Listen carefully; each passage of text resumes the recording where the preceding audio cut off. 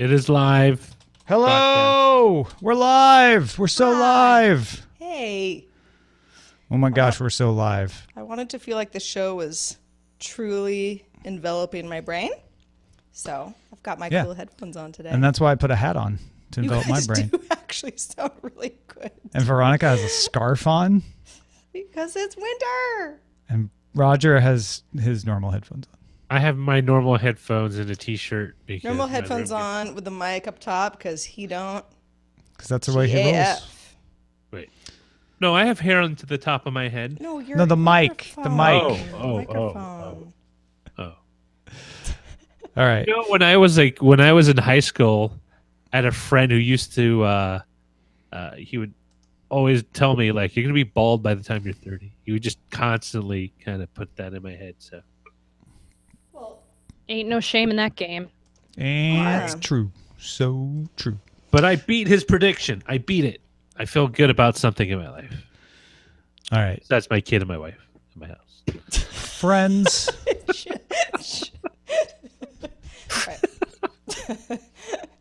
Fair enough. General things you've accomplished. Yeah. But this is tops. Are we ready? Yeah. Need another minute, V? No, it doesn't matter. It doesn't matter. Here It's meaningless. we go. The Daily Tech News Show is powered by you and me. If you're not one of us, head over to dailytechnewsshow.com/support.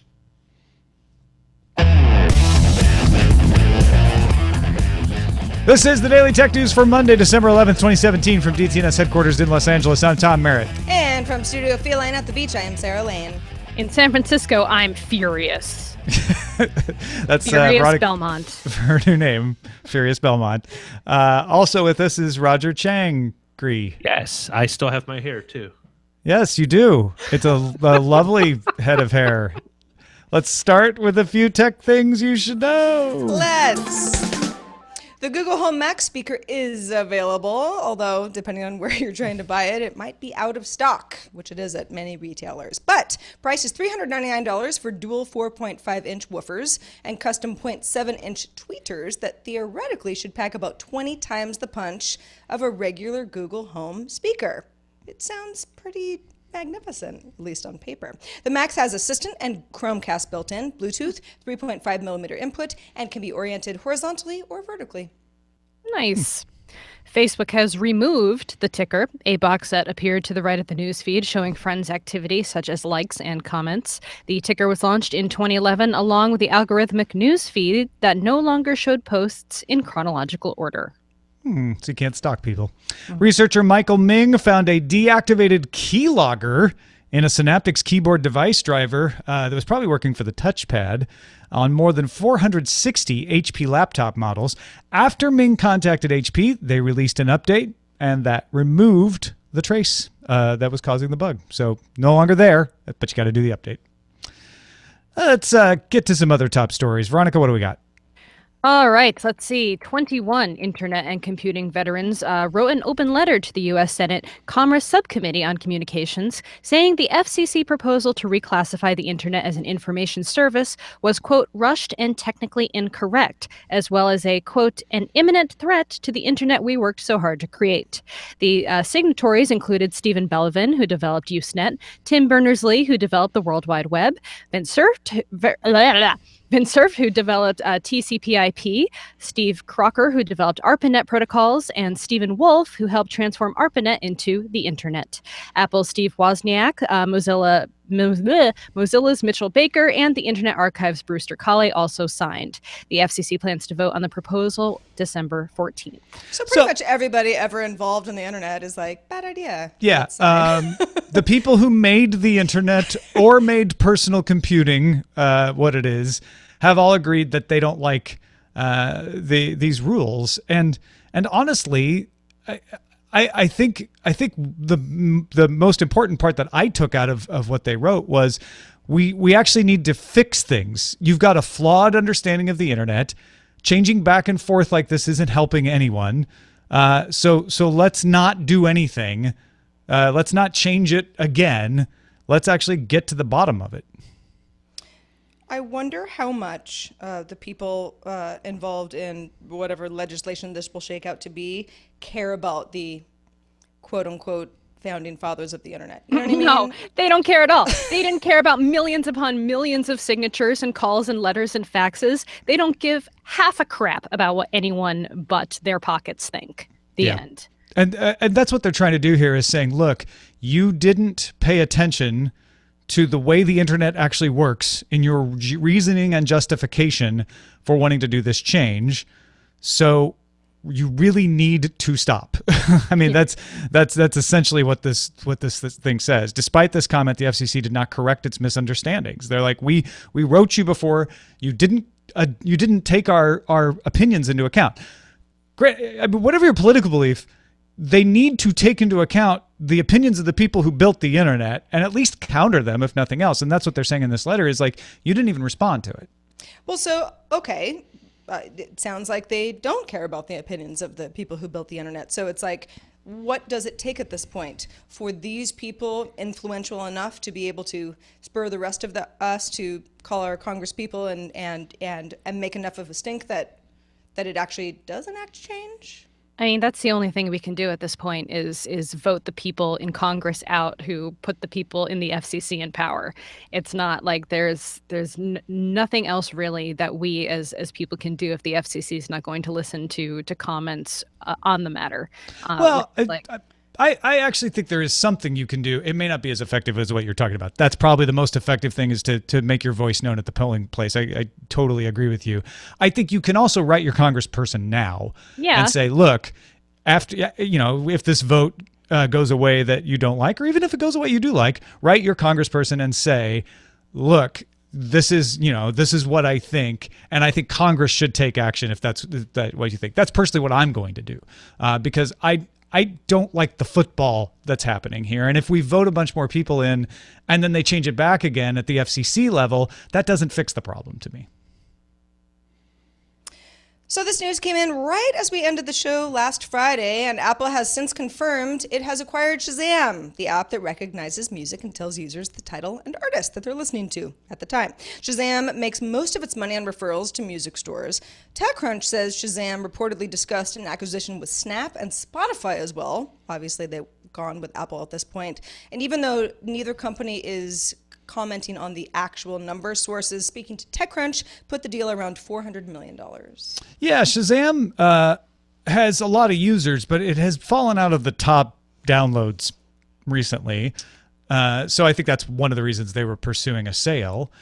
I think it makes sense that Spotify or Snap would want this. I could see that fitting into either ecosystem as an easy way to either get people to use Snap because, you know, while you're out there snapping around, you could have it automatically tell what the song was and show that up as a filter, perhaps. Spotify, obviously, you can add it to a playlist, add it to your library, etc.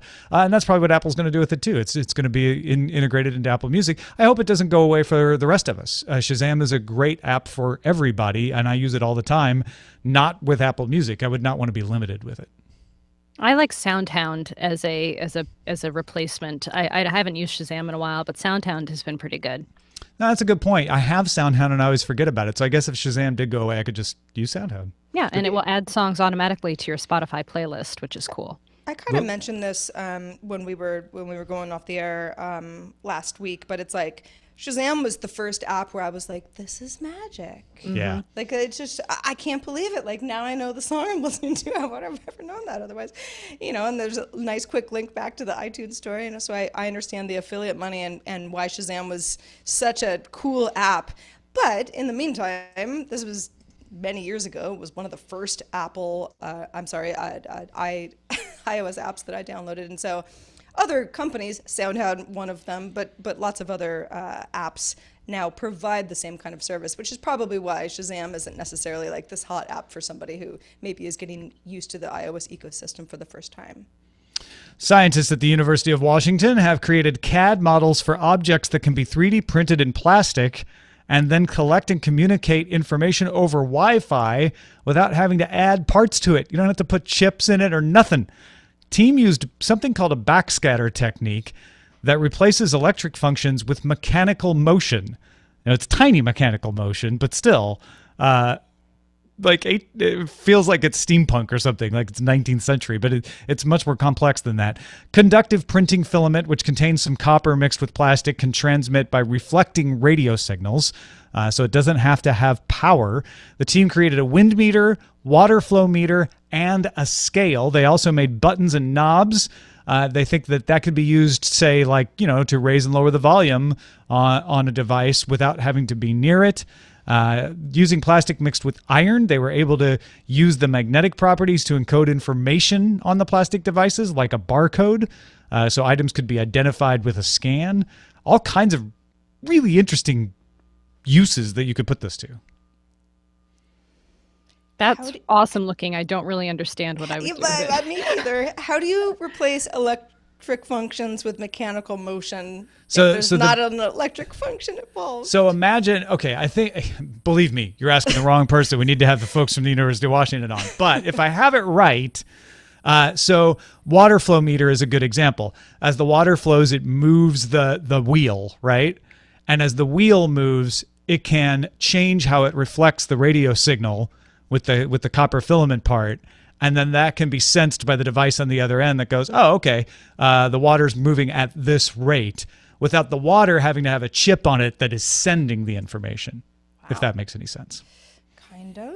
Yeah, and the same thing with the volume control. Like, you can press a button, and that changes the way the radio is just light, right? So the Wi-Fi waves bounce off, and then you pressing the button makes them bounce off in a different way, and then it can go, oh, okay, so that must mean up, and it changes the volume to up on your speaker side. Fascinating. All right. Well, Microsoft released a preview of its quantum computing development kit, including the Q... How do you say that? Q-Sharp. Q-Sharp language, a local quantum computing simulator, a quantum trace simulator, and a Visual Studio extension. Microsoft wants to get feedback from early adopters towards its aim of offering a full-stack solution. This is just another one of those milestones, right? You can start learning quantum computing if you get in on this preview without having to own a quantum computer. And so many companies are doing this. Google's doing this. IBM's doing similar things where they're trying to lay the groundwork now so that coders can jump in on quantum computers, whether they're in the cloud or local, once they really become practical, that we'll have people that are already up to speed on what these can be used for. At the same time, we can figure out new things that they can be used for. Well, I mean, that's certainly what's keeping me from developing quantum That's the only thing, right? Software. Yeah. So this is actually really cool. I can see where, it's cost prohibitive, right? There's a kind of a hardware technical need, but most of the time, this is something that even if I wanted to have at the ready here in my studio, I can't afford. So if you can throw that to the cloud and be able to test innovations, that's awesome. Yeah, you need people to be able to create those innovations. My Ether Wallet, have you heard of it? Well, is one of the most popular iOS apps for storing crypto coins. However, a fake version not only made it into the iOS App Store as well, but then rose to number 3 in the finance category over the weekend. People were obviously confused. The developer of the fake version also has 2 fighting panda games, if you're interested in that. The creators of the real My Ether Wallet have contacted Apple to say, hey, get this fake version removed. This is not cool. The real version is free and open source. The new fake version, are you surprised? Costs $4.99. Yeah, this is a cash grab. Somebody thought, oh, I could take this open source code, submit it as my own, and make money before I get kicked out. And hopefully they get kicked out, because even if there's nothing in the code that steals your Bitcoin keys, which I would not be surprised if there's something like that in there too, but even if there's not, this is just loathsome.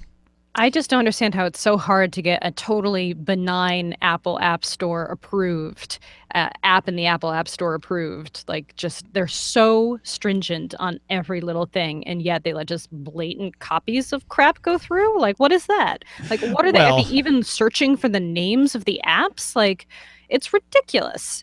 Okay, I agree with you, but at the scale that Apple's App Store operates, they are bound to make mistakes. I don't know. Have you ever seen the comments after submitting an app to the Apple App Store? Like, they look at every tiny little thing. I don't mean user comments. No, you mean the submission comments. Okay, I got you. Yeah. No, I know. But that doesn't mean that they are always looking that close. They definitely are going to take shortcuts on certain things for certain reasons. And if you know how to definitely if you know shortcuts on cryptocurrency, that's a good idea. Well, okay, that's easy to criticize them about. But yes, it is. I just did.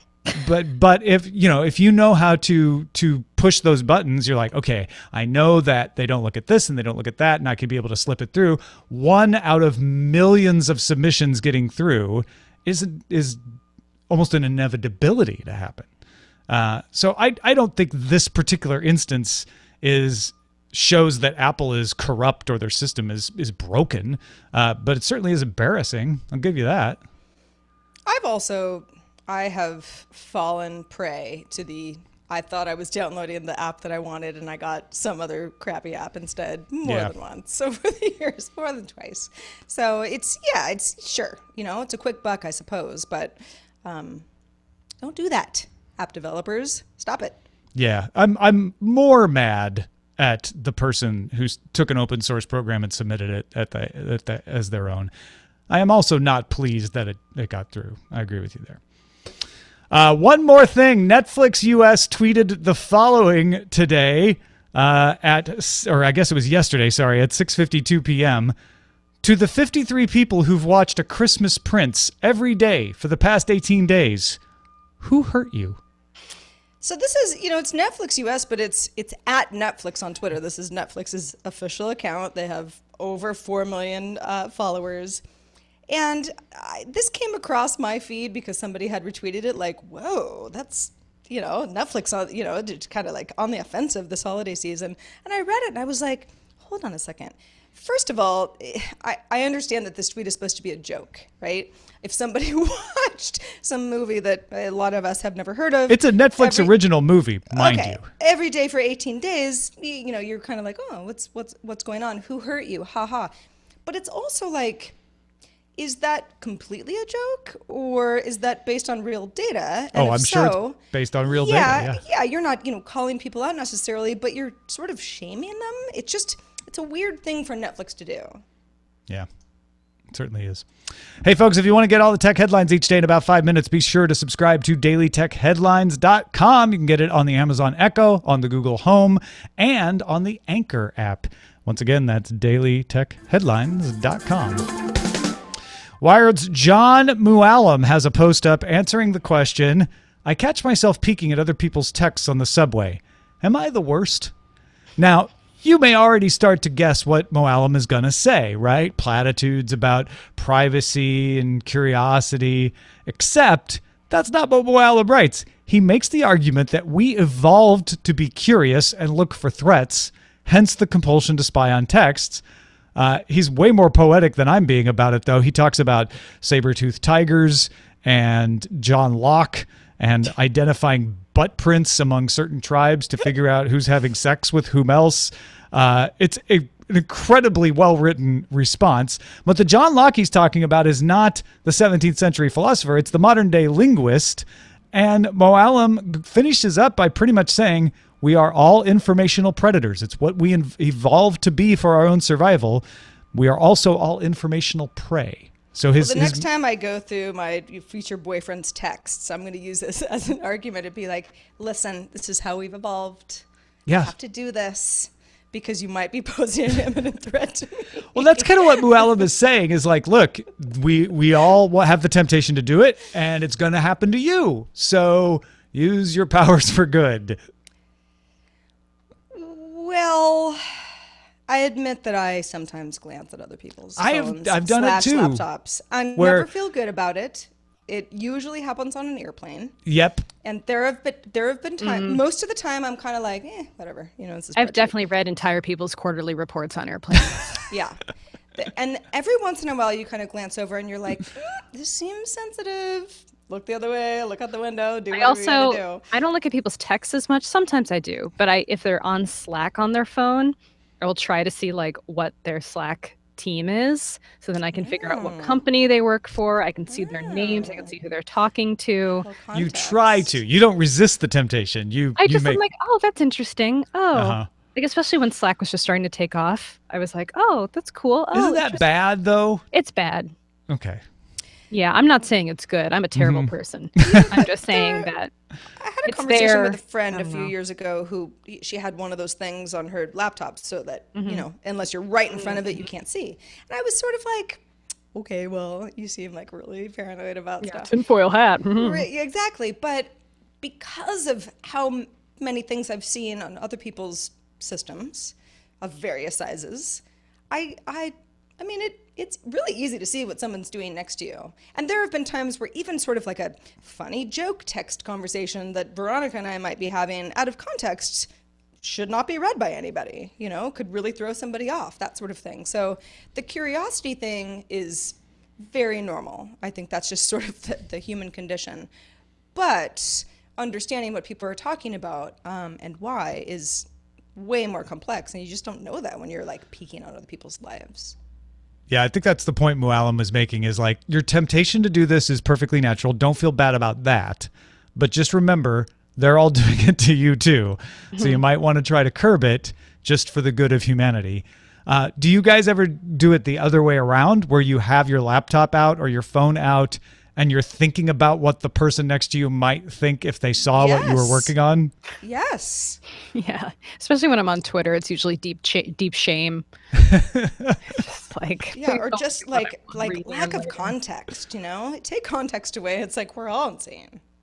I was working on crazy. I was working on an outline for a book, and I was like, as I'm writing it, it changed the way I was making the outline because I was sitting next to someone on a plane I didn't know. And I'm like, what are they going to think? Well, they'll probably think that idea is stupid. And then I caught myself like, I'm not writing it for them. I don't even know who that is. But my brain started to do that to me. That's next level. Yeah. That's the kind of paranoia I got going upstairs. But it's hard. It's hard. I do it. Yeah. Like Sarah said, I'm guilty of this on airplanes for sure. Like I'm guilty of this on BART and on the subway.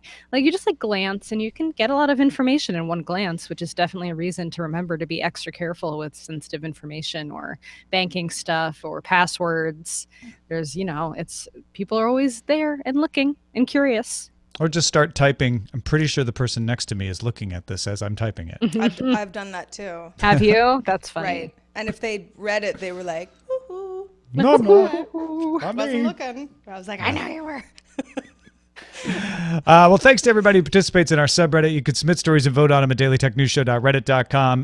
Let us know what you think. Do you spy on texts? We also have a Facebook group, facebook.com/groups/dailytechnewsshow. If you do quote anything you've spied on, please don't attribute it. No. We do not condone this. Yeah. Hey, Tom, want to check in with the thing of the day? Yes. Let's check in with Nate Langston to find out what they've been talking about on text message. Nate? Hey, thanks, Tom. This week we talked about the UK video games retailer Game deciding it might be a good idea for its brick-and-mortar retail business to start selling smartphones as well as physical copies of games. We also talked about Uber losing its license potentially in another UK city, this time Sheffield, up in the north, where I was born, in fact. And we also talked a little bit about the fact that the BBC iPlayer here, the on-demand catch-up service, is moving to 4K content, 4K HDR content, no less. All that and more at techpodcast.uk. Thank you, Nate. Go check it out. It's my favorite Sunday jogging listen now. I go jogging with Ian and Nate. And I just it's a lovely way to catch up. And now I know Nate was born in Sheffield. Right. Exactly. How about that? Let's check the mailbag. What's in there, Sarah? Wes, who says, holy cow, it snowed in Texas. I saw some pictures of friends of mine who live in Houston, so stay safe out there, Wes. Wes says, I just finished watching a PBS American Experience documentary about Silicon Valley. It was great. It's on Amazon Prime Video if you're interested. Thanks for all the hard work. You're all amazing. Thank you, Wes. Thank you, Wes. And then Jim wrote in and said, hi, DTNS crew. My TV greeted me with the rude YouTube message below. It's about YouTube no longer working on Fire TV after January 1st. He says, I knew this was coming, but the in-your-face message was still annoying. I do most of my YouTubing via the app on my Amazon Fire TV. Oh well, back to my desktop computer for the videos. I was hoping they would put their big boy pants on and play nice. Love the show. Merry Christmas, Jim. There's no big boy pants in business. I guess not. Yeah, I mean, I don't know. It's a big black message with white text. That's probably why he's feeling like it's in his face. But it really just says, starting on January 1st, the YouTube app will not be available on this device. You can continue to enjoy your favorite creators and videos in many other ways, and gives you a link. Doesn't seem that rude to me. But I think the fact that it just kind of hits you when you launch YouTube and you're expecting, to see Secrets of the Citadel, and instead you see this big black message. Very happy with my Amazon app, though, on my Apple TV. That's been working like a charm. Oh, yeah. We've been using that, too, and it's like it's always been there. My only slight regret is that you can't actually rent something from Amazon directly through the app, like any iOS or Apple TV app, but I don't do that often. So yeah, I don't either. Well, that's it. Thanks to everybody who contributed to our mailbag. Man, I was crabby today. Sorry, guys. You were not crappy. You were No. not Veronica, you are the shining star of every Monday show. Aw. And we love having you. And, We've decided that based on today's conversation that Mondays are barring other big news, Veronetiquette. We're going to talk about etiquette with Veronica. Oh, okay. I like that. Okay. Yeah? Glad you like Yeah. it since you sprung it on. Apparently. Well, that was the test. I figured she was going to be honest and go like, no, we're not doing that. And then that would have been the end of that idea. If the etiquette idea is met with something not etiquette-like, then you're, Yeah, go back that's to the true. drawing board. Right. Well, it's kind of like Dear Veronica. I used to answer a lot of those kinds of questions. Exactly. See? Perfect. We Fun. kind Okay. of thought it was up your alley, but We'll bring it back. But since we're talking about you, Veronica, I know IRL is back. What else do you have going on? Tell the folks everything. It's back-ish right now. We did an emergency net neutrality episode that came out today, here Monday, December 11th. So please go listen. We have an amazing cast of people, including Commissioner Mignon Clyburn, who is one of the Democratic commissioners on the FCC. She gave an amazing interview. We have the founder of We Rate Dogs on at the top of the show.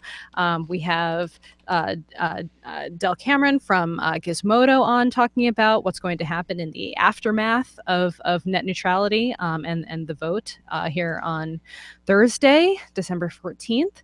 So there's a lot in this episode, and it's really more like the fight is really just beginning. Like, yes, this repeal is probably going to happen, but there's a lot of people, including Free Press, Mozilla, in fact, a lot of private institutions and companies who are going to be fighting this for the next year and a half, and it's going to be a major election issue in 2020. So just stay up to date on everything that's happening at irlpodcast.org. Excellent.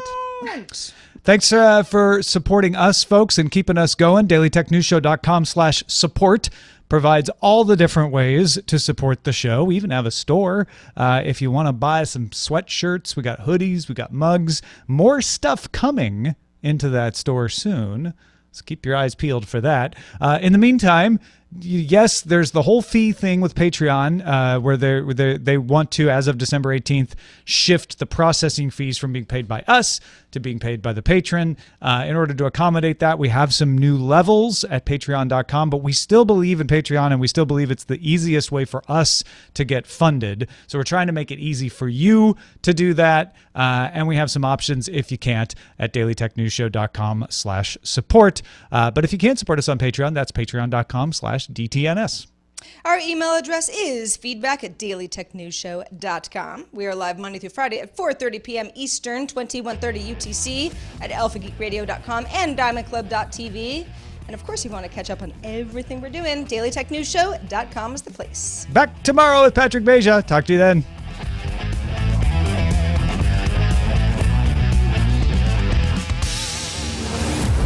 This show is part of the Frog Pants Network.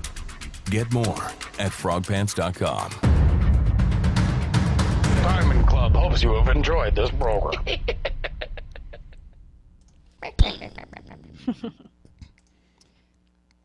Good show. What should we call it? Good show.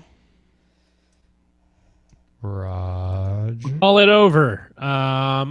Yes. Furiosa Belmont. It's easy to criticize them. I just did. Facebook's ticker. Wait. Where did one headline end and the other begin? You were running them together pretty fast there. Oh. Top is Furiosa Belmont, followed by it's easy to criticize them. I just did. Third, we got Facebook's ticker finally gave out, followed by net neutrality, Furiosa Belmont Road. Oh, I like that one. That's pretty good. Internet of Steve's tells FCC to stop it. Internet of Steve's. that's I like that one. There were a That's bunch of pretty funny. Steve's. We're all terrible textual people, except me. I don't read other people's texts. Yeah, you do. I know you do. You've even told me about it. Tom. No, yeah, when it's sent to Blowing me, up his spot. I don't read over other people's shoulders. I mean, you have in your life. Don't lie. No, I don't. I just don't believe you. All right. I think the worst of all of us, always. I don't need to. I ask people, so what are you doing? Most people tell me. But you Quantum wouldn't ask theory. that unless you saw something that you thought might be No, a little it's because- questionable. Well, You don't just like say to somebody, "What are you typing?" well, no, it's because I only Out ask of the people blue. I know. I'm not gonna look over and see what someone else is doing that I don't know. If that's Like true, I you're just a better person understand than I personal am. space. I wasn't born in a zoo. Well, yeah. No big boy Yeah, we're pants I in was tech. actually. I was born in a. I was How born dare in you be a- offensive to her? She was Zoo. born in a zoo. How dare you say that Don't about know her? why you had to drag that one out, That but was okay. unnecessary. It was a lovely zoo. Guess it affects somebody. High quality zoo. Private texting. See what else? Do you spy on texts? There's no privacy when using your phone. I like Internet of Steve's. Yeah, that's pretty funny. It's that or net neutrality. Furiosa Belmont Road is pretty darn good too. Yeah. I'll let the voters or the viewers. All right. decide. I just finished leveling, so I'm gonna be exporting here in a second. We'll see how the live votes go. I don't care either way. You're good either way. I'm good either way. All right. Furiosa Belmont Road. That's the one I like better. It just seems like fun and exciting. These days, I'm going to misspell Patrick's last name and say Patrick Baja. Well, It's one vowel I off. don't think you're going to do that. You know what you're reading at this point. I'm gonna say name it Patrick Baja. Alta. I'll Wouldn't it be I was so Bajo? thrown by Vinton Surf. I've never said it Vinton before. That No, I got me totally, either. Yeah.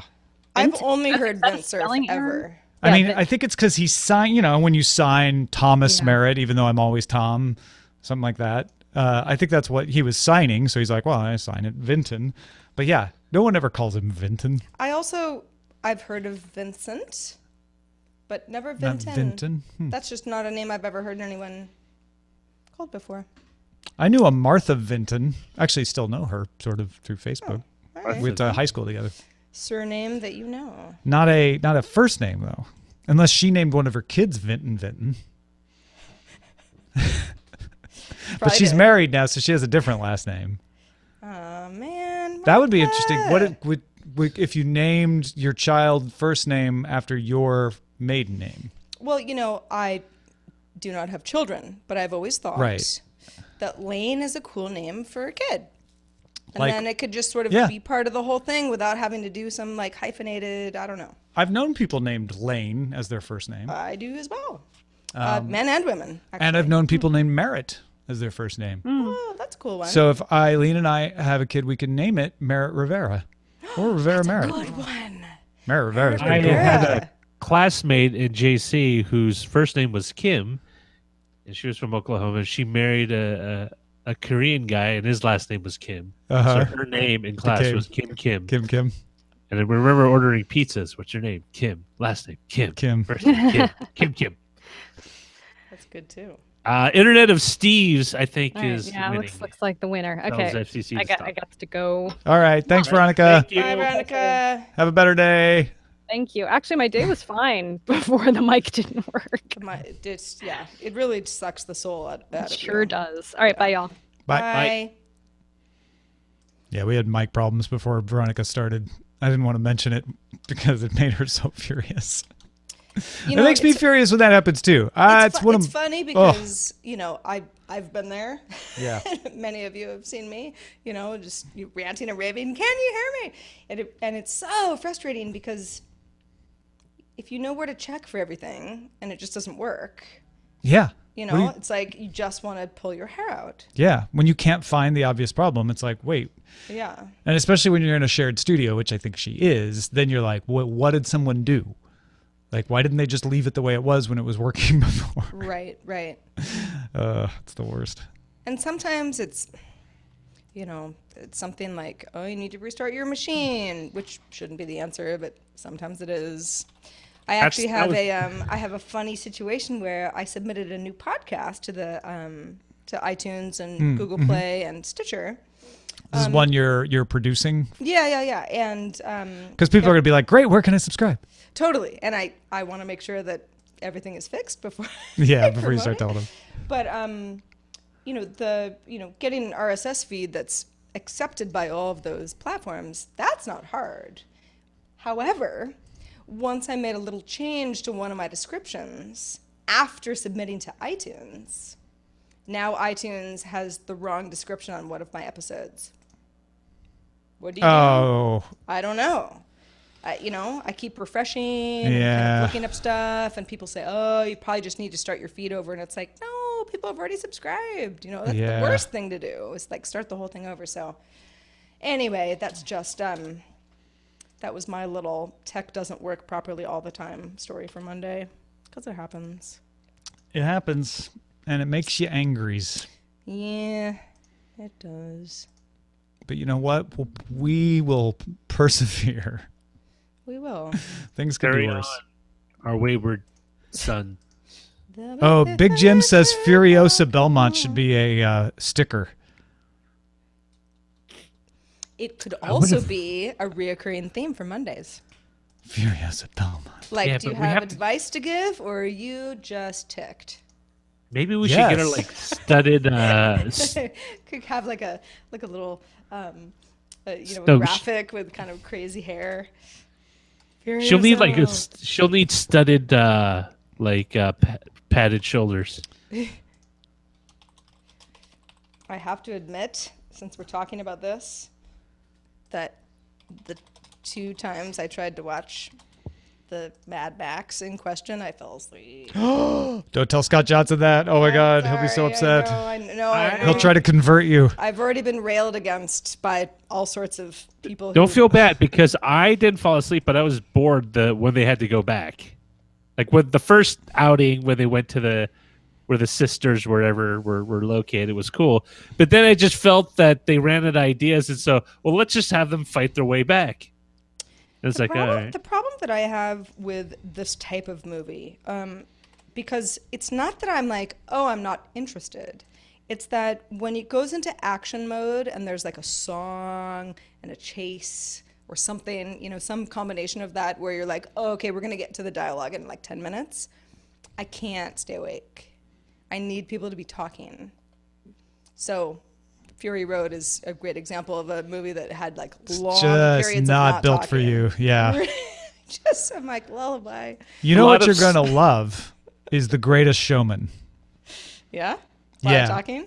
I saw it yesterday. Talking and singing. Ooh, I like it already. Yeah. And you thought it was a good movie? I did. I actually really liked it. I saw it in preview with Eileen and the host of See It, Skip It, Jacqueline. Okay. And yeah, Jacqueline I like is a big musical fan. She had some criticisms of it. She thought there were some cheesy moments that didn't need to be cheesy, and both Eileen and her thought the songs were very modern. They were good, but they were very modern, and that felt weird because it's an 1800s setting. And she said there wasn't enough musical in it for her, and I'm like, that's why I liked it. Because it's mostly story, and then when they did have a song, the song made sense to me, and it was a good song. So, is your nit with musicals that it's too much singing, or that the songs aren't relevant enough? I don't like musicals like Les Mis or Wicked, where they're too like, much. So I'll go over here to the bathroom, and then I'll come. I'm like, come on, just have talking for that part for me. then have a song when the song is like La La Land or The Music Man or any of those classic musicals. Like Mary that's Poppins. fine. Yeah, Mary Poppins is great. Love that. That's fine. Love that. City of Stars. Yeah, no, I hear you. I love musicals. It's the ones where they just don't stop singing. Right. I'm just like, whoa. Hamilton's on the edge for me. Stop talking. Once you stop talking, I start to be like, oh, car chase. Got 10 minutes. There was a Idris Elba movie that I found on, I guess it was Netflix, maybe it was Amazon, called Bastille Day. Have you guys seen this? Mm-mm. I watched it the other night. I had never heard of it before. It probably was like a not super big movie in theaters, but he's like a CIA agent and he's in Paris and trying to get the bad guys who are stealing money from banks type of thing. And I really like him, and he played an American, which is my favorite version of him. But the movie was so many chases. Like the car chases were elaborate and they just went on forever. Yeah, after 2 hours, I was like, I think we were talking for like 45 minutes of this movie. I usually don't like car chases for that reason. Yeah. There have been a couple of movies I've seen recently where I'm like, oh, these car chases are more interesting. They're motivated. They have story in them. Because a lot of times the car chase is just to show the car doing crazy cool things. Right, yeah. Like, oh, how you yeah, like Fast and Furious, I'm like, okay, this is just to show the cars, right? Right. But what's the one with Kevin Spacey, and it's about the kid who's always wears the headphones because he's got ringing in his ears. Was he slow? Anyway, that one, I can't remember the name. Baby Driver. Thank you. Thank you, Waffleophagus. That one, I was surprised that I liked the car chase scenes because I'm like, oh, these are meaningful. They've worked some meaning into the car chase scene that I usually don't see. Yeah, the car chase stuff, or any chase, or like an action thing, at face value, I'm like, I have no problem with this. It's just, it's sort of like formulaic to the point where it's like, oh, if there are 10 people like fighting each other like in a parking garage, then like no one's ever fighting each other more than one person at a time. So like you punch that guy and then he goes down and then no one has to worry about him again. That's the rule of fighting in movies, though. But it's super distracting to me, where I'm like, this is so stupid. You mean like how everyone waits around until it's their turn? Yeah, like is it my turn now to like kill this guy? The only reason I'm in this movie is to kill him, but I'm going to wait patiently. That's the rule of movie fight sequences. That everyone has to come at you like a Pez dispenser, one at a time. Right? Yeah, one at a time. Get in line, queue up. Well, there was a recent episode of We Have Concerns where they went through a list of the things that are common in movies that aren't true. Right. They can't happen that way.